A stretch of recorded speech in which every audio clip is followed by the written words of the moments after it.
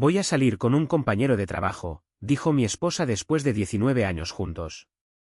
Le di una advertencia. Si cruzas esa puerta, todo cambia. Ella se fue. Lo que pasó después la rompió de formas que nunca imaginó.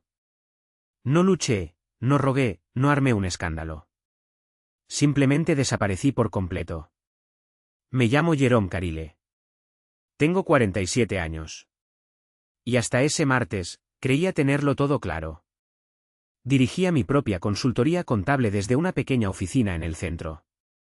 Nada lujoso, pero estable, con buenos clientes, trabajo honesto, suficiente para que 2 hijos terminaran la universidad y mantener la hipoteca al día. Aria estaba terminando su penúltimo año en Northwestern, estudiando marketing. Benjamin acababa de empezar su segundo semestre en ingeniería en Ohio State. Estaba orgulloso de ellos, orgulloso de lo que Ruby y yo habíamos construido juntos. Ese martes comenzó como cualquier otro. Pasé el día revisando declaraciones de impuestos para un cliente del sector manufacturero. Salí de la oficina alrededor de las 5:30. Paré en la tintorería para recoger mis trajes. Compré un pollo rostizado en el supermercado para la cena. Ruby había enviado un mensaje más temprano diciendo que llegaría tarde. Otra cena con clientes.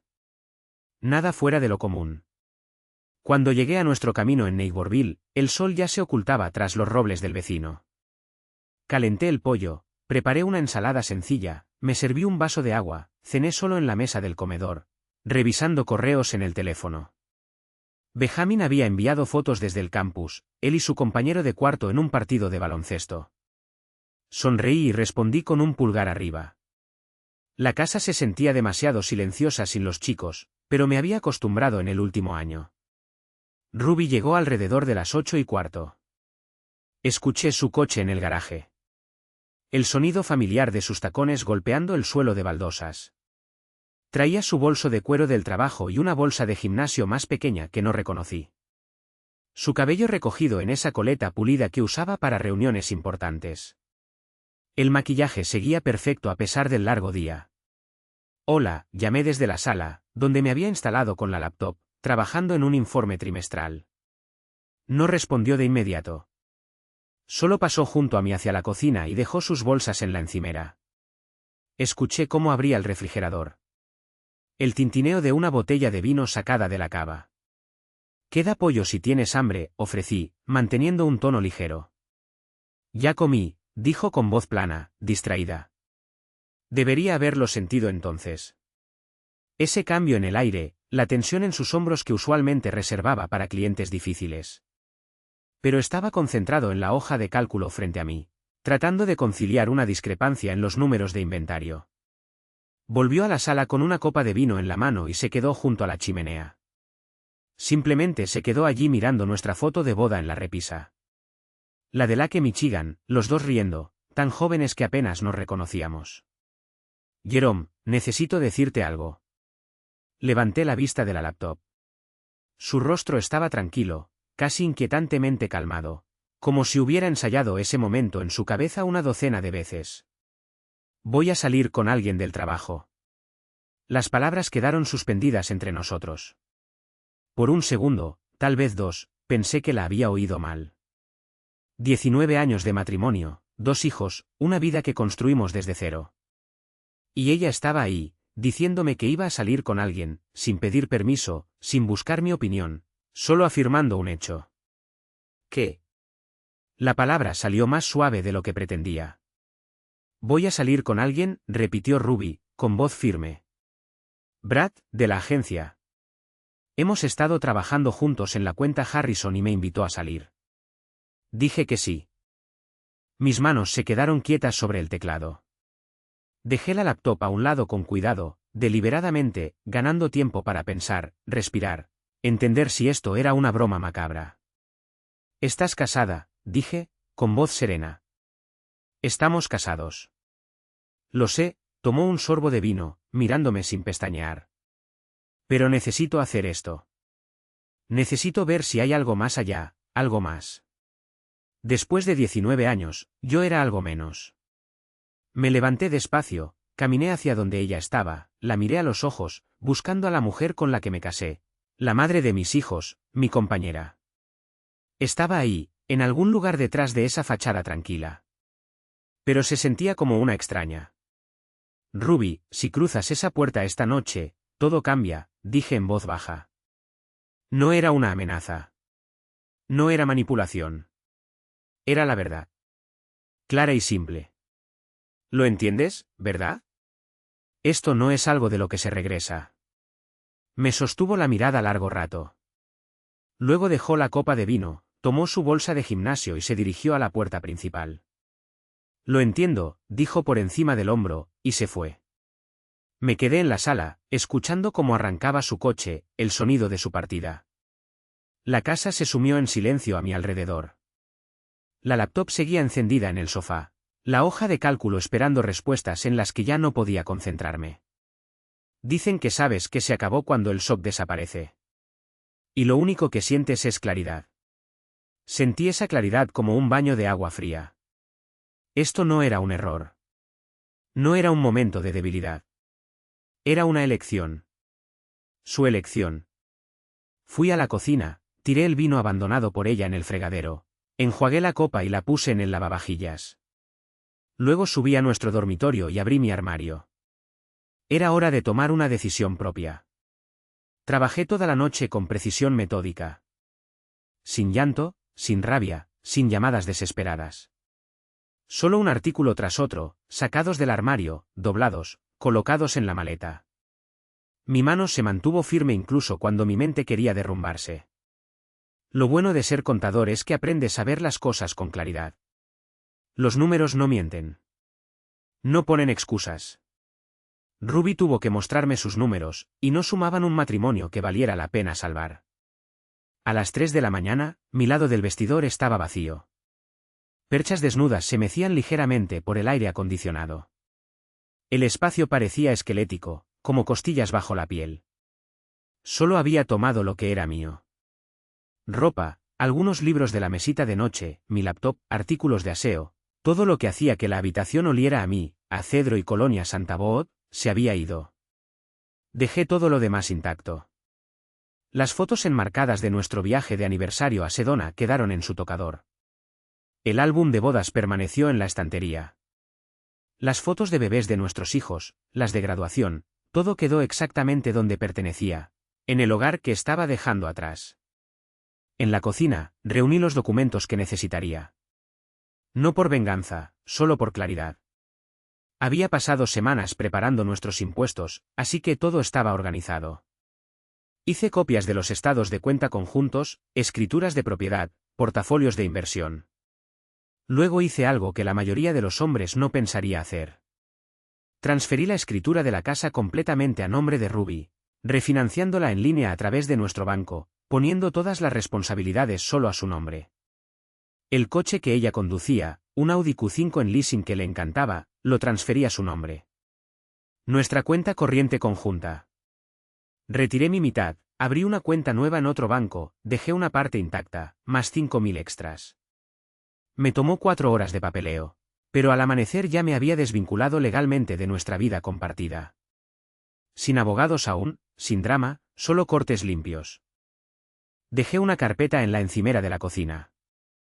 Dentro, toda la información de las nuevas cuentas, documentos firmados, contraseñas, los servicios que necesitaría.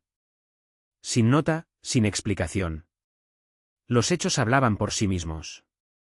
Mi anillo de bodas fue a una pequeña caja de madera en el cajón de los calcetines. No lo tiré, no lo empeñé, solo lo guardé. En algún momento ella lo encontraría, si alguna vez lo buscaba.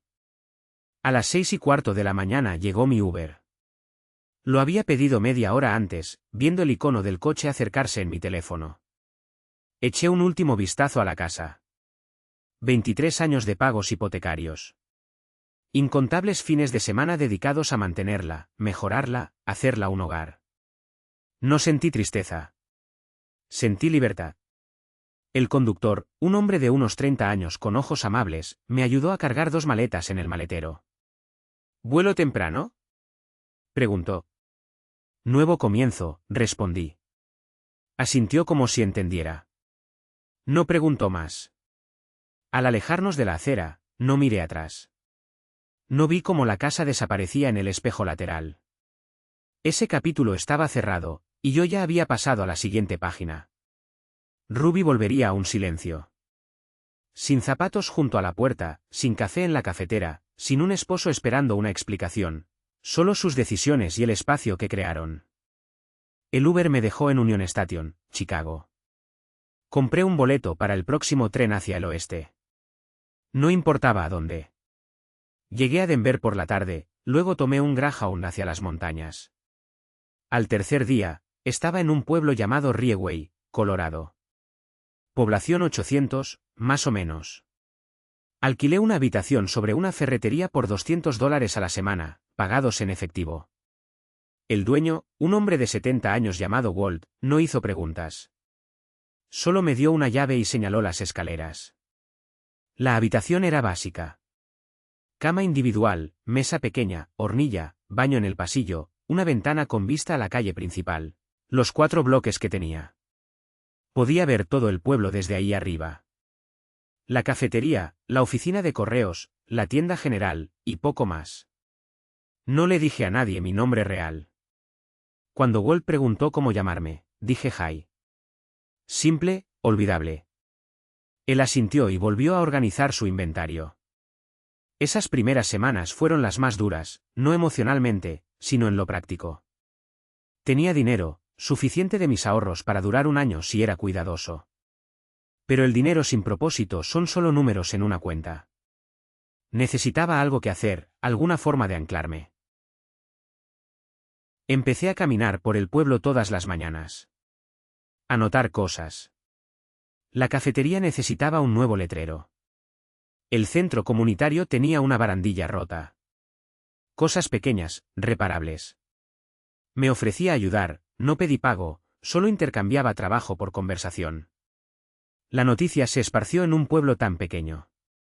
En 2 semanas, la gente empezó a acercarse con trabajos ocasionales, arreglar un grifo que goteaba, reparar una cerca, balancear los libros de un pequeño negocio. Hice todo. Cobré casi nada, construí una reputación de confiable. Lo bueno de empezar de nuevo en un lugar donde nadie te conoce es la libertad. Sin historia, sin expectativas, sin miradas de decepción. Solo era Jay, el tipo callado que arreglaba cosas. Por las noches, escribía. No ficción, no poesía, solo pensamientos. Observaciones sobre lo que significa alejarse de todo lo que has construido. Como el silencio puede ser más fuerte que un grito. Como la dignidad cuesta más que el orgullo, pero te compra paz. Publiqué algunos textos en un blog que creé. Nada sofisticado. Lo llamé Walking Away. Notes from the Edge. No usé mi nombre real. No incluí fotos. Solo palabras crudas y honestas. 3 personas leyeron la primera publicación. Luego 12. Después 50 hombres, en su mayoría, que me contactaban por el formulario, contándome sus historias. Cómo se sentían invisibles en sus propias casas. Cómo los habían dado por sentado tanto tiempo que empezaron a creer que lo merecían. No daba consejos. Solo compartía lo que había aprendido. Que irse no es debilidad. Es autopreservación. Que no puedes salvar a alguien que no quiere ser salvado. Que a veces lo más amoroso que puedes hacer es soltar por completo. Al final de mi primer mes en Rieway, tenía una rutina. Trabajar de día, escribir de noche, dormir sin pesadillas. Mi teléfono permanecía apagado, enterrado en mi bolsa de viaje. Sin redes sociales, sin correo electrónico, sin huella digital. Estaba aprendiendo a ser nadie, y ser nadie nunca se había sentido tanto como ser alguien. Ruby llegó a casa esa noche alrededor de las 11, oliendo a vino y a un perfume caro que no era mío. La casa la recibió con un silencio tan absoluto que probablemente se sintió como un juicio. Llamó mi nombre, sin respuesta. Revisó el garaje. Mi auto no estaba. Me mandó mensajes, luego llamó directo al buzón de voz. Probablemente asumió que estaba enfurruñado en un hotel, haciendo el papel del esposo herido, esperando que ella se disculpara. No encontró una carpeta hasta la mañana siguiente. Se hizo un café, abrió su laptop para revisar correos del trabajo, y allí, sobre la mesa, había un sobremanila sencillo, con su nombre escrito con mi letra cuidadosa. Dentro encontró documentos que reescribían su mundo. La escritura de la casa, solo a su nombre. El título del auto, su responsabilidad. Estados de cuenta bancarios mostrando que solo había tomado lo que era mío, dejándole más de su parte. Una lista de contraseñas, contactos de servicios, todo lo que necesitaría. No había acusaciones, solo la disolución práctica de una vida compartida. Según su hermana Kelly, que me llamó meses después para gritarme, la primera reacción de Ruby fue ira.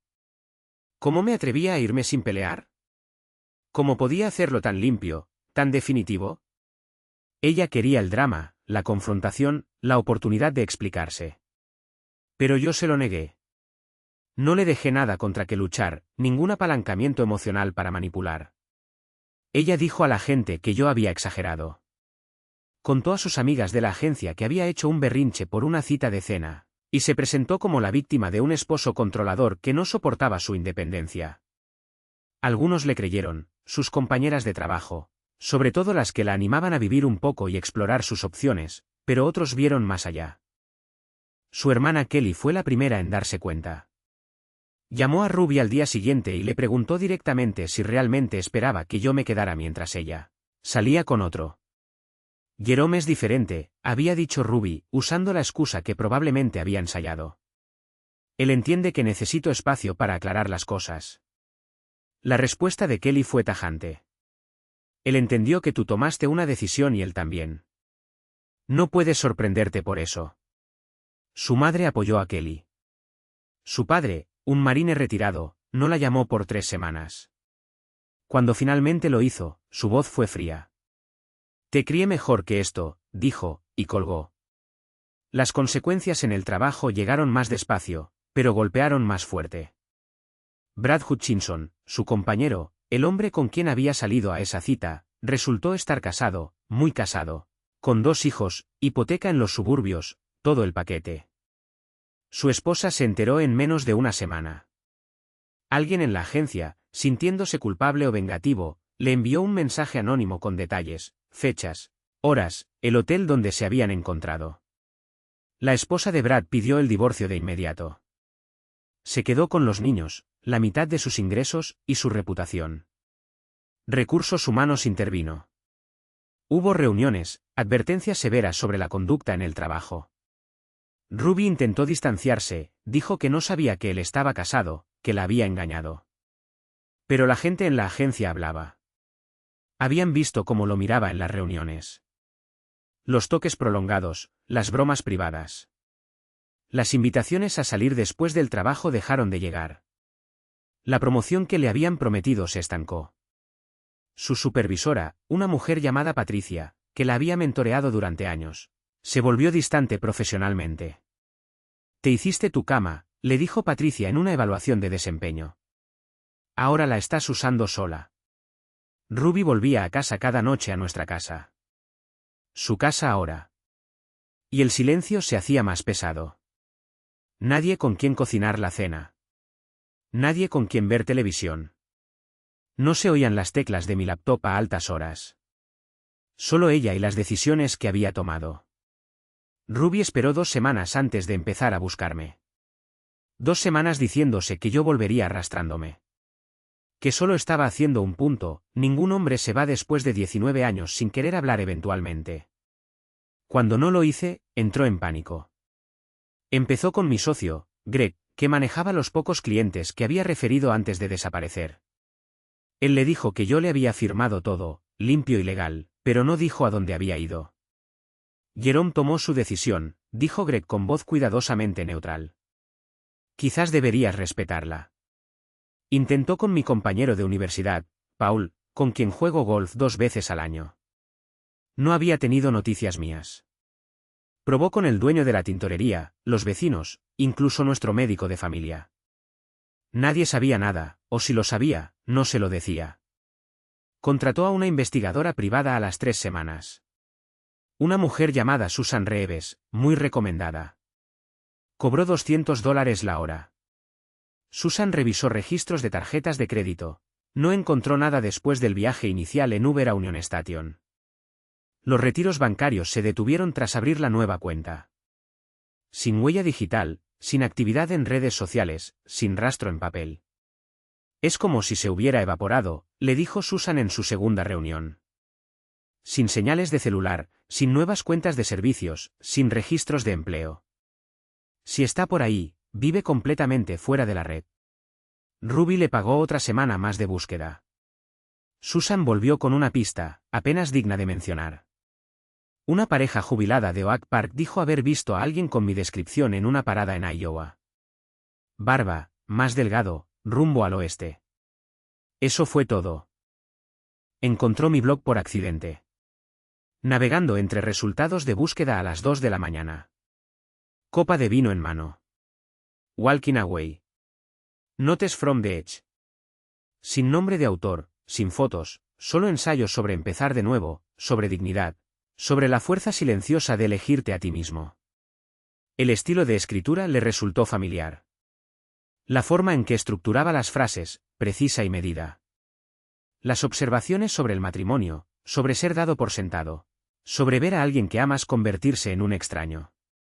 Un post la detuvo en seco. Se titulaba El vaso de agua. Apoyé mi vaso con tanto cuidado esa noche. Decía, no quería hacer ruido. No quería añadir ruido a lo que ya se estaba rompiendo. Ella se fue como si no fuera nada, como si 19 años pudieran descartarse con un encogimiento de hombros y una bolsa de gimnasio. No lloré. No supliqué. Solo empecé a empacar una prenda a la vez. Y con cada cosa doblada, me sentía más ligero, no roto, libre. Lo leyó 4 veces, con las manos temblando. Tenía que ser yo. Los detalles eran demasiado específicos, demasiado cercanos. Pero no había forma de confirmarlo, ni información de contacto, ni manera de alcanzar a quien escribía esas palabras. La sección de comentarios estaba llena de hombres agradeciendo al autor, compartiendo sus propias historias. Decían que esas palabras les habían dado permiso para irse, para elegirse a sí mismos, para dejar de ser invisibles. Ruby cerró su laptop y se quedó en la oscuridad mucho tiempo. En algún lugar allá afuera, yo estaba ayudando a otros hombres a hacer lo que le había hecho a ella. Estaba convirtiendo nuestro matrimonio en lecciones para extraños, y ella no podía hacer nada al respecto. La investigadora le envió el informe final una semana después. Sin dirección actual, sin registros de empleo, sin contactos, solo una nota al pie. El sujeto ha desaparecido efectivamente. Se sugiere a la cliente cerrar la búsqueda y seguir adelante. Ruby pagó la cuenta y dejó de buscar. No porque lo hubiera aceptado, sino porque se le acabaron los lugares donde buscar. Me había convertido en un fantasma en mi propia vida. Y los fantasmas no pueden ser encontrados por quienes los persiguen. 6 meses en mi nueva vida, había construido algo inesperado. No riqueza, ni estatus, solo paz. En una pequeña comunidad que me valoraba por lo que hacía, no por lo que había dejado de ser. El blog había crecido más de lo que esperaba. 10.000 lectores mensuales, luego 20, luego 50. Una editora de una pequeña editorial independiente en Portland me contactó por el formulario. Se llamaba Rachel Kim. Había leído cada post, vio algo en la crudeza que pensó podía convertirse en algo más. ¿Has pensado alguna vez en convertir esto en un libro?, me preguntó en nuestra primera llamada. No lo había hecho. El blog era terapia, una forma de procesar lo que había pasado. Pero mientras hablábamos, la idea tomó forma. No un memoir exactamente, sino una guía, un mapa para hombres que se habían perdido en matrimonios que dejaron de valorarlos. Quiero mantenerme en el anonimato, le dije. Sin fotos, sin nombre real, sin publicidad. Rachel estuvo de acuerdo. Las palabras importan más que la cara que las escribe. Trabajamos en ello durante 8 meses. Escribía por las noches después de mis trabajos de manitas, le enviaba capítulos. Ella los editaba y me los devolvía. El proceso fue meticuloso, doloroso, a veces removiendo recuerdos que intentaba enterrar, pero también catártico. Cada capítulo terminado era como quitarme un peso más. Otra parte del viejo Jerome que quedaba atrás. Lo titulamos El hombre que caminaba en silencio. Rachel diseñó una portada minimalista, solo la silueta de un hombre en un sendero de montaña al amanecer. Sin foto del autor, solo el seudónimo J.R. Maris. El libro salió un martes de octubre. Rachel me envió la primera copia, la sostuve en mis manos en mi pequeña habitación sobre la ferretería de Walt. Fue surrealista ver mi dolor transformado en algo tangible, algo que podría ayudar a alguien más. Las ventas comenzaron lentas, unas pocas docenas la primera semana. Luego un bloguero de libros lo reseñó y la crítica se volvió viral. Esto no es solo un libro sobre divorcio, escribió. Es sobre recuperar la dignidad cuando el mundo te dice que luches sucio. En un mes, habíamos vendido 5.000 copias, luego 10.000. Los terapeutas empezaron a recomendarlo a sus pacientes. Los abogados de divorcio lo compraban al por mayor para sus salas de espera. 3 meses después del lanzamiento, Rachel me llamó con una noticia que me hizo dejar el café. Eres número 1, dijo. En la lista de bestsellers del New York Times, no ficción, tapa dura.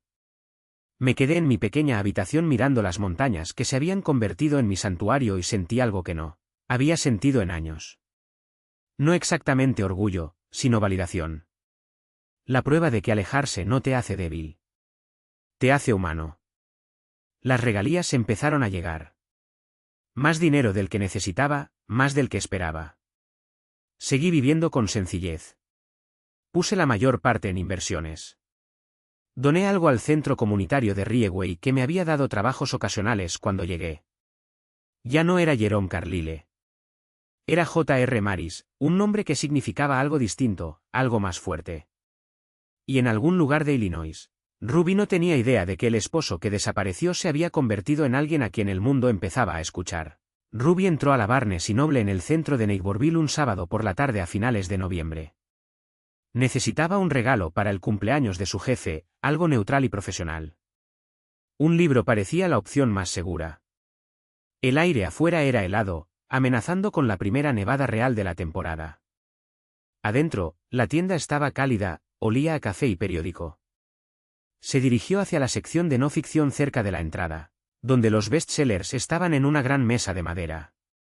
Memorias empresariales, libros políticos, volúmenes de autoayuda. Escaneó los títulos distraídamente, buscando algo apropiado. Entonces sus ojos se detuvieron en una portada que la hizo parar. Negro mate con letras en cobre. La silueta de un hombre en un sendero de montaña al amanecer. De espaldas a la cámara. Algo en la postura de la figura le resultó familiar. La forma de los hombros, la manera en que estaba de pie, decidida pero no agresiva. El título decía, El hombre que caminaba en silencio. Lo tomó con ambas manos. ¿Lo volteó? La contraportada tenía elogios de terapeutas y autores que no conocía. Un mapa para una partida digna. Uno decía, este libro cambiará tu forma de ver la fortaleza. Otro afirmaba que la foto del autor era solo una sombra, un perfil sin rasgos visibles. El nombre debajo, J.R. Maris. No reconoció el nombre, pero algo en todo el conjunto tiraba de ella. Un instinto que había aprendido a no confiar. Abrió una página al azar, a la mitad del capítulo 4, y comenzó a leer. La parte más difícil no fue irse. Fue darse cuenta de cuánto tiempo había estado ausente antes de realmente salir por la puerta. Años de pequeñas desestimaciones, traiciones diminutas, momentos en que estaba justo ahí, pero de alguna manera invisible. Me convertí en un mueble en mi propia casa. Útil cuando me necesitaban, ignorado el resto del tiempo. Te dices a ti mismo que es una fase. Que el trabajo es estresante. Que las cosas mejorarán, pero no lo hacen. Solo se vuelven más silenciosas. Sus manos comenzaron a temblar. Las palabras se sentían dirigidas, específicas, demasiado cercanas. Pero miles de hombres probablemente se sentían así. Se lo dijo a sí misma mientras pasaba a la tabla de contenidos. El capítulo 7 llamó su atención. La noche en que todo cambió. Pasó a esa página, con el corazón latiendo fuerte. Me dijo que iba a tener una cita. Así, de repente, casual como pedir un café. 19 años de matrimonio, y necesitaba explorar sus opciones. Le di una advertencia, clara y simple. Sal de esa puerta, todo cambia. Ella salió sin dudar.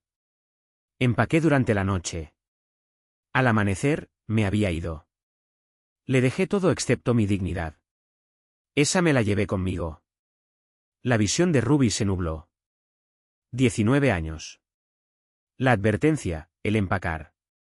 La noche del martes. No podía ser coincidencia. La línea de tiempo encajaba demasiado perfectamente. Compró el libro sin mirar nada más. Se metió en su auto en un día frío. Se sentó en el estacionamiento con el motor apagado. Empezó a leer desde la página 1. La página de dedicatoria la detuvo de inmediato, al momento en que dejé de pedir ser elegida. Se quedó con eso 5 minutos completos antes de pasar la página. Para la página 50, sabía con absoluta certeza. Los detalles estaban lo suficientemente sanitizados para ser genéricos, pero se reconocía en cada descripción. La ambición de la esposa, su necesidad de validación, su alejamiento del matrimonio mientras aún vivía en él. El narrador hablaba de la temporada de impuestos, de trabajar hasta tarde en las declaraciones de clientes mientras su esposa asistía a eventos de networking, de arreglar cosas en la casa mientras ella planeaba viajes de fin de semana con compañeros que importaban más. Leyó hasta el atardecer, hasta la hora de la cena, hasta la noche, sentada en su entrada con la luz del techo encendida, incapaz de parar. Los capítulos centrales describen la realización del narrador de que se había vuelto invisible. Como se decía a sí mismo que ella solo estaba ocupada, que se reconectarían después. Una vez, y escribió. Una serie interminable de postergaciones que acepté porque la alternativa era demasiado dolorosa. El libro no era cruel. Eso fue lo que más la destruyó. No era venganza ni una difamación. Era honesto, brutalmente honesto sobre lo que se siente ser ignorado, darlo todo y recibir indiferencia. El capítulo sobre irse era clínico, preciso. Describía empacar metódicamente, dejar la casa, el auto, las cuentas conjuntas, firmar todo con cuidado. No tomé nada que pudiera hacerle daño, escribió. Solo tomé lo mío, mi dignidad, mi respeto propio, mi futuro. Esas eran las únicas posesiones que importaban. El capítulo final se titulaba Paz sin permiso. La gente pregunta si estoy enojado. Decía, si la odio, si quiero venganza, no lo hago. El enojo requiere importar la opinión del otro. La venganza requiere darles poder sobre tu paz. Ya no tengo ninguno de los dos. Probablemente piensa que estoy en algún lugar lamiéndome las heridas, esperando que se disculpe. Pero no necesito su disculpa. No necesito su comprensión. No necesito nada de ella. Esa es la libertad que me dio cuando salió por esa puerta. Me liberó de la obligación de importarme lo que piensa. Y en esa liberación, me encontré a mí mismo de nuevo. Ruby cerró el libro a las 2 de la mañana. Había estado sentada en su auto por más de 6 horas. Tenía los ojos hinchados, la garganta áspera de tanto llorar. Miró la casa a través del parabrisas. La casa que dejé atrás. La casa que se suponía debía sentirse como libertad, pero que en cambio parecía una tumba llena de arrepentimiento. Durante 9 meses, se dijo a sí misma que yo había exagerado. Que fui débil por irme. Pero este libro le mostró algo distinto. No había huido. Había caminado hacia algo mejor, con más gracia y dignidad de la que ella merecía. Miró la biografía del autor. J.R. Maris vive en las montañas rocosas y escribe sobre dignidad, reconstrucción y encontrar paz en lugares inesperados. En alguna parte de esas montañas, el hombre al que ella había dado por sentado durante 19 años se había convertido en un autor bestseller. Había transformado su dolor en algo significativo para miles de personas. Mientras ella convertía el suyo en nada más que una casa vacía y un arrepentimiento abrumador, Ruby comenzó a escribirme al día siguiente. No a mi viejo correo, que estaba muerto. No a mi teléfono, desconectado. Escribió a la editorial. Atención J.R. Maris. La primera carta fue corta, formal. Estimado señor Maris, leí su libro. Creo saber quién es usted. Si estoy en lo cierto, necesito hablar con usted. Por favor, solo una vez, Ruby. La envió el lunes por la mañana. Pasó la semana revisando compulsivamente su buzón. Mañana, tarde, noche. Sin respuesta. Escribió de nuevo, más larga esta vez, abandonando la formalidad. Jerome, si eres tú, por favor déjame explicar. Cometí un error. Lo veo ahora.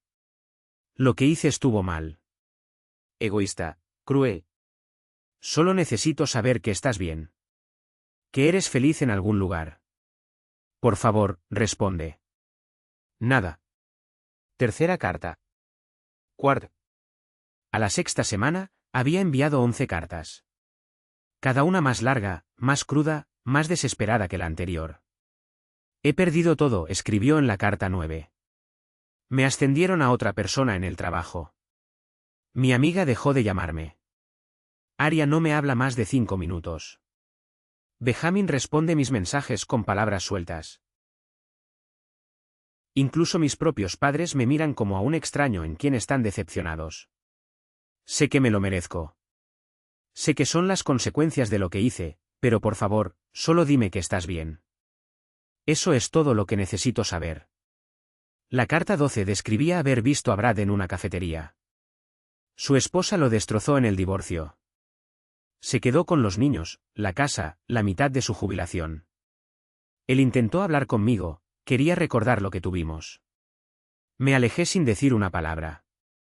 Lo que tuvimos, no fue nada. Destruí mi matrimonio por absolutamente nada. En la carta 15, escribí a las 3 de la mañana, borracha de vino y desesperada. ¿Alguna vez piensas en mí? ¿Me odias? Espero que me odies. Eso significaría que todavía importo de alguna forma, aunque sea negativamente. La idea de que tal vez no sientas nada, que para ti sea completamente irrelevante, eso es peor que el odio. Al menos el odio es una emoción. Al menos significa que todavía existo en tu mundo. Escribió sobre un día de acción de gracias en soledad. Cociné un pavó para uno, puse la mesa como solíamos hacerlo con la buena vajilla.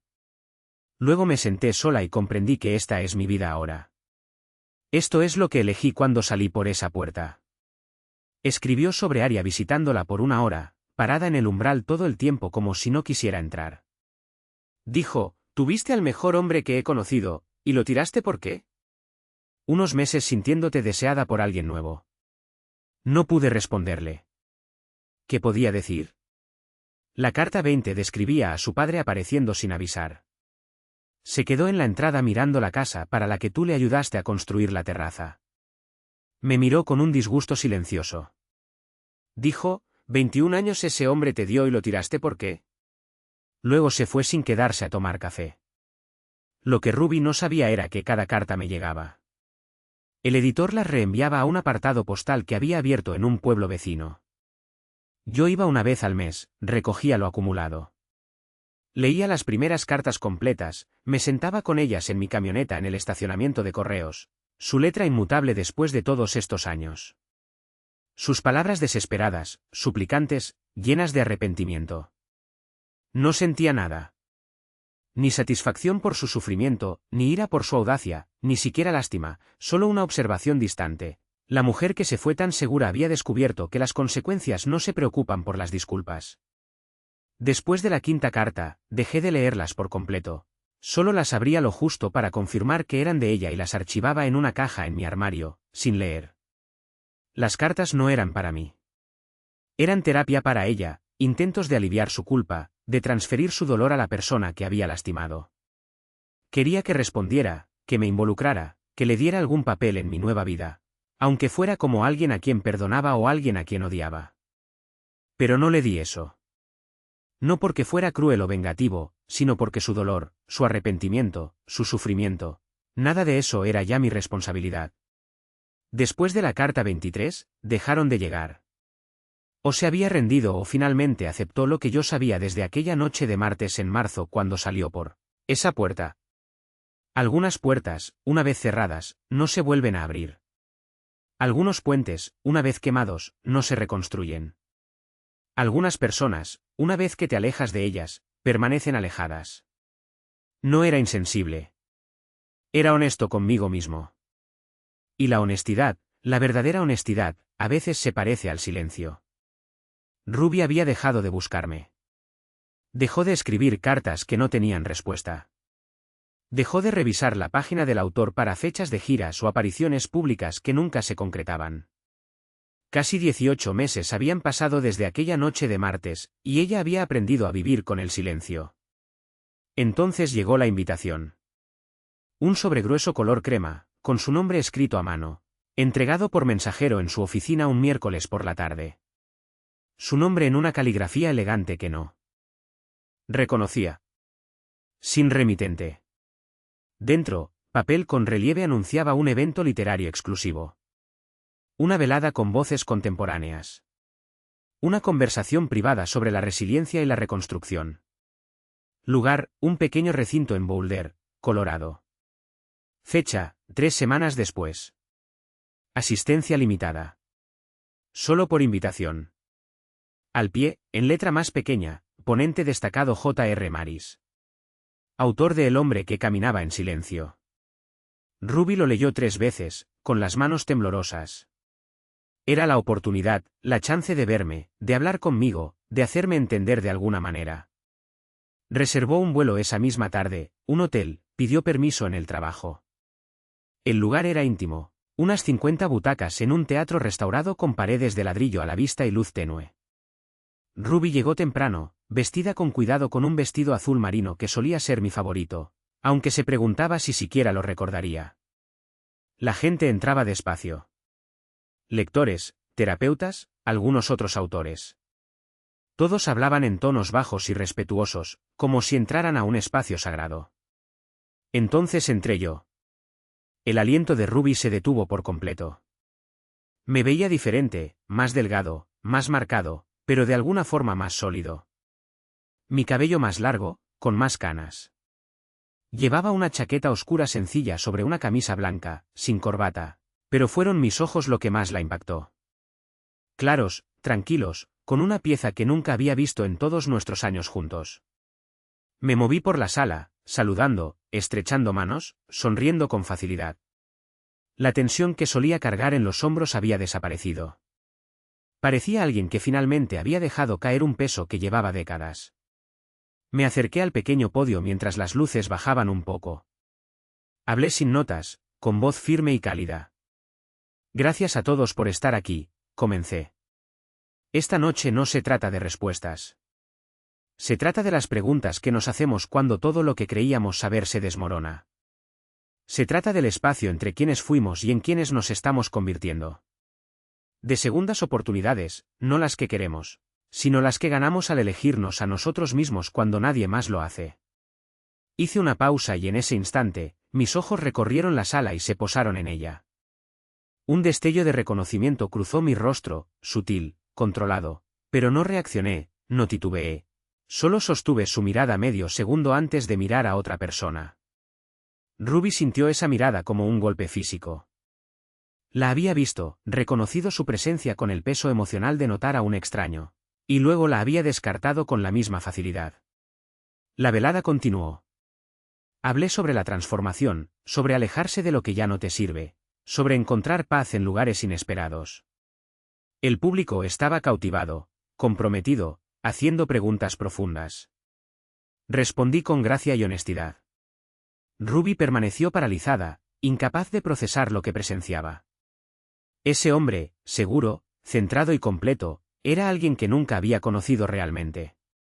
O tal vez alguien que siempre había sido, bajo el agotamiento de intentar ser suficiente para alguien que ya había decidido que no lo era. Cuando terminó el evento formal, la gente hizo fila para hablar conmigo, pedir autógrafos, estrechar mi mano. Ruby esperó hasta que la multitud se dispersó, con el corazón latiendo tan fuerte que pensó que todos podían escucharlo. Finalmente se acercó. Levanté la vista mientras firmaba un libro y nuestras miradas se encontraron de nuevo, esta vez por más tiempo. Dejé la pluma con cuidado, entregué el libro a la persona delante de mí con una sonrisa, y luego le di toda mi atención. Ruby, mi voz fue neutral, cortés, el tono que usarías con un viejo conocido que encuentras por casualidad. Jerome. Su voz se quebró al pronunciar mi nombre. ¿Lo estudió? Se obligó a continuar. ¿Alguna de estas cosas era para mí? La invitación, el evento, todo eso. Guardé silencio un momento, reflexionando. Luego respondí con honesta cautela. La invitación era para ti. Pensé que debías saber que estoy bien. Que he construido algo significativo a partir de lo que pasó. Pero esto, señalé la sala, los restos de la velada, ya no es sobre ti. Dejó de ser sobre ti en el momento en que salí por esa puerta. Jerome, empezó ella, pero la interrumpí suavemente. Lo sé. He leído tus cartas, las 23. La esperanza brilló en sus ojos. Entonces, sabes, lo siento. Sabes, ahora entiendo lo que hice, lo que tiré. Lo sé, dije en voz baja. Y me alegra que lo entiendas. Me alegra que hayas aprendido algo de esto. Pero entender no cambia nada entre nosotros, Ruby. No reconstruye lo que se destruyó. Solo significa que no cometerás los mismos errores con otra persona. Ella apretó el borde de la mesa, los nudillos blancos. ¿Era venganza? ¿Este libro, todo esto, fue para hacerme daño? La miré largo rato. Vi la desesperación, el arrepentimiento, la esperanza de que aún me importara lo suficiente como para estar enojado. No, dije, y lo sentí. Nunca fue venganza. Fue respeto propio. Las palabras quedaron suspendidas entre nosotros, definitivas y completas. Los ojos de Ruby se llenaron de lágrimas. Te extraño.